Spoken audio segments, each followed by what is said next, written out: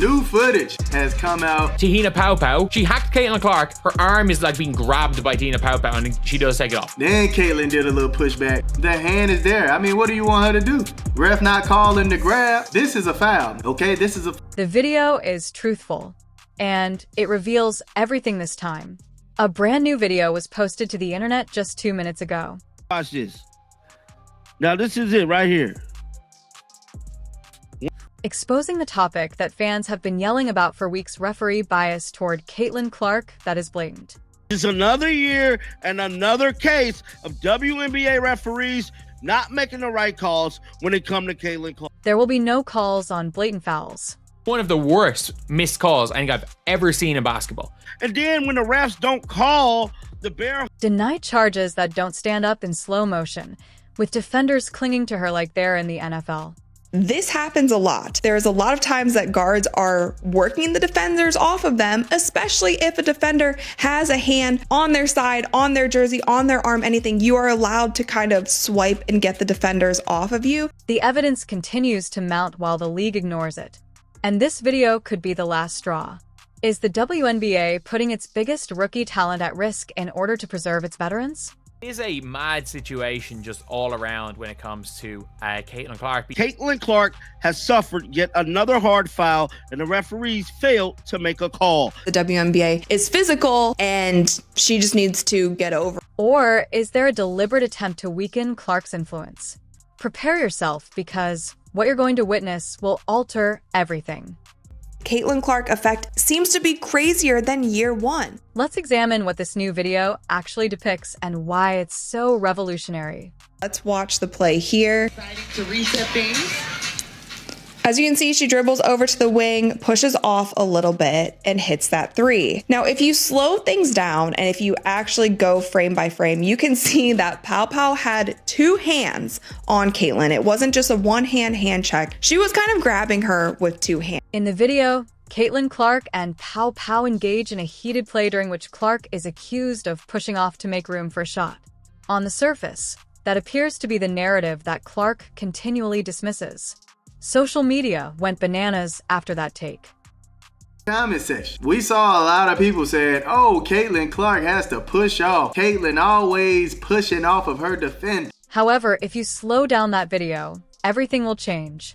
Before Clark even starts her move, you can plainly see Pow Pow snatching Caitlin by the waist and holding her back with both hands. Caitlin is past Tina Pow Pow here. Tina Pow Pow is stopping her with her arms. Her arms like this on the jersey, stopping her. There is an arm extension. Because she's in such bad defensive position, is already, look at the way her feet is before the contact.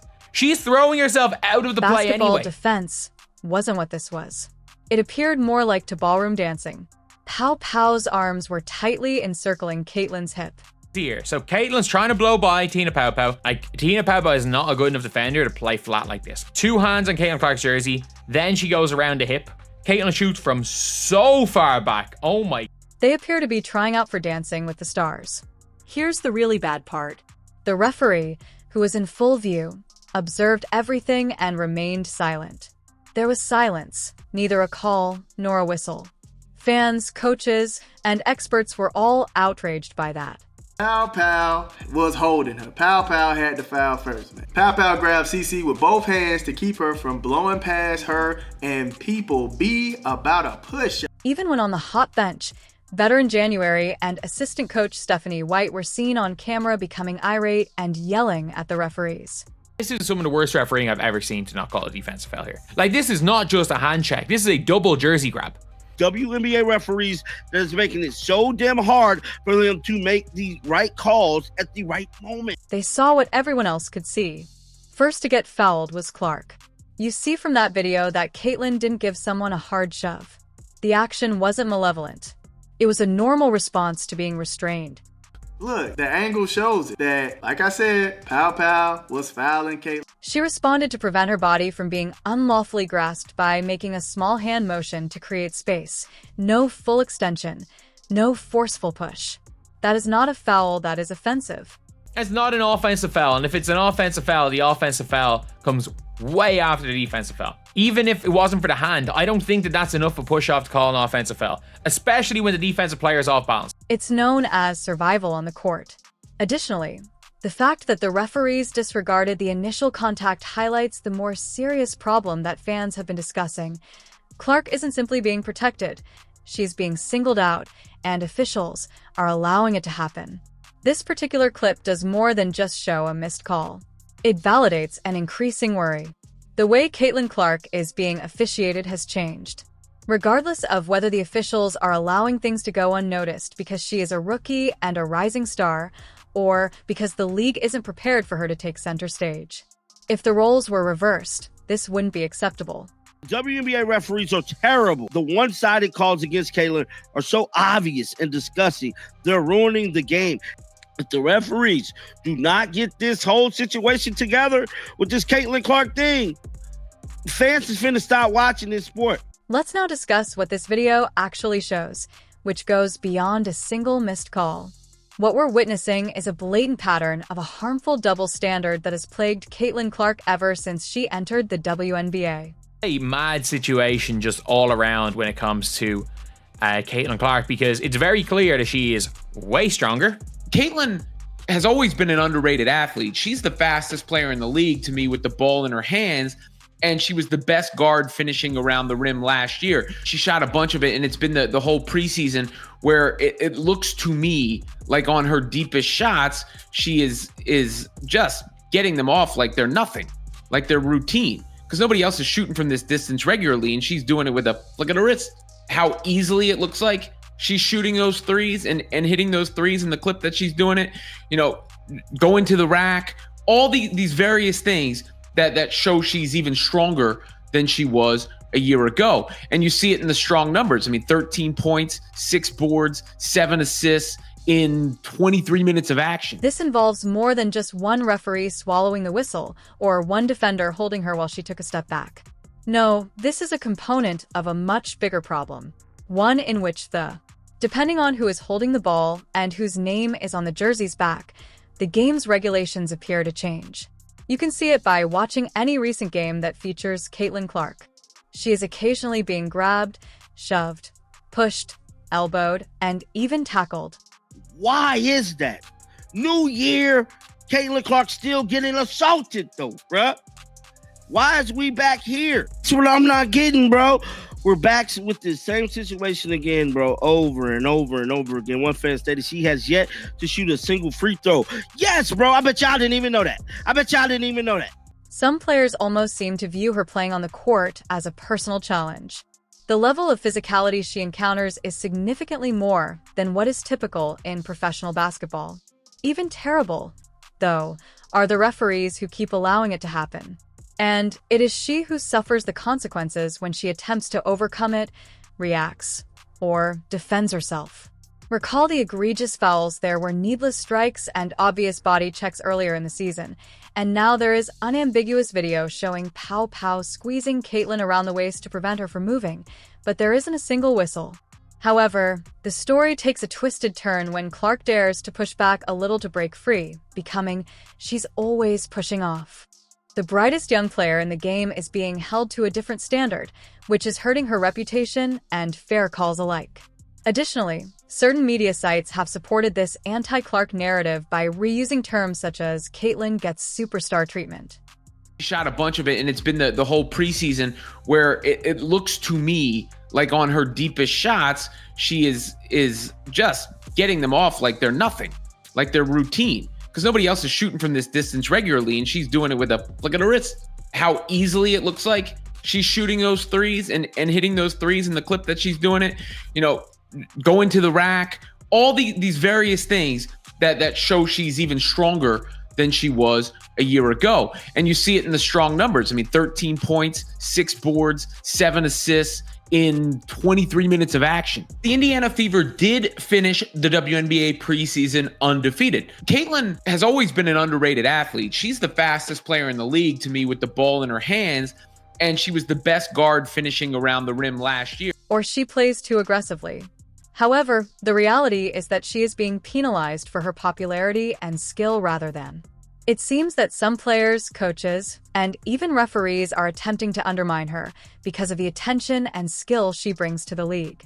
As though there should be a cost associated with success, this bias impacts not only her, but also the game. The balance is tipped when officials disregard fouls like the one in the video. It encourages a style of play where aggression takes the place of skill, discourages fair competition, and, worst of all, conveys to younger players and spectators that the league isn't about fairness, but rather favoritism.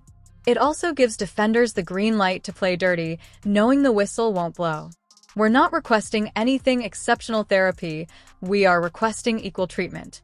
Any other player who is apprehended in such manner would receive the call. Caitlin Clark's statue, in order for them to gain separation, they kind of stick their forearm out there because they're getting bear hugged. The other defensive player won't let them cut across to the lane. Caitlin Clark, her arm is like being grabbed by Tina Paopao and she does take it off. She's trying to gain separation to shoot a three. But I've never, this is some of the worst refereeing I've ever seen to not call a defensive foul here.